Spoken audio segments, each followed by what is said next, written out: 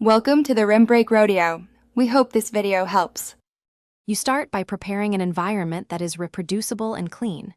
Install Python 3. 9 or newer, create a virtualenv, and pip install transformers, datasets, accelerate tokenizers. Once done, sign up for a Hugging Face account and copy your API token to an env variable so authentication is seamless. Make sure to test pip imports in a quick REPL. This confirms your runtime is ready. From here, you have the prerequisites and the first actionable commands to begin exploring models and datasets immediately. You next load a model and dataset to see Hugging Face in action. Pick a model size that fits your GPU or CPU, distilled for speed, base for balance, large for quality. Use datasets. Load dataset to fetch a small split like 1,000 samples for iteration. Once the data is loaded, create a tokenizer for that model and run tokenizer.